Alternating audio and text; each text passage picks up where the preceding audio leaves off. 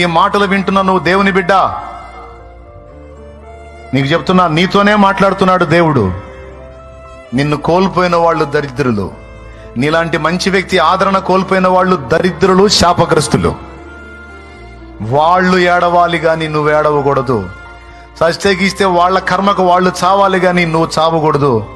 ఇంకా చెప్పాలంటే వాళ్ళ బ్రతుకులు కూడా మార్పు చెంది వాళ్ళు తమ బ్రతుకును దిద్దుకున్నట్లు ఒక అవకాశం ఇవ్వమని వాళ్ళ కోసం నువ్వు ప్రార్థన చేయాలి. లేకపోతే వాళ్ళు శపించబడి శాపానికి అప్పగించబడి దారుణమైన పరిస్థితులకు వెళ్ళిపోతారు.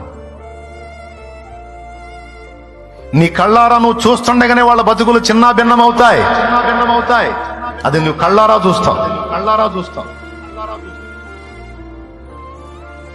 ఎందుకంటే పాపం ఎప్పుడు కూడా మంచి రిజల్ట్ ఇవ్వదు. వంచన ఎప్పుడు, మోసం ఎప్పుడు కూడా మంచి ఫలితాలు ఇవ్వదు. పాపము ఎప్పుడు ఇచ్చినా దుష్ఫలితాలను ఇచ్చిద్ది. ఏ ఒక్క పాపం కూడా ఒక్క మంచి ఫలితాన్ని ఇచ్చినట్టు చరిత్రలో లేదు, ఉండబోదు.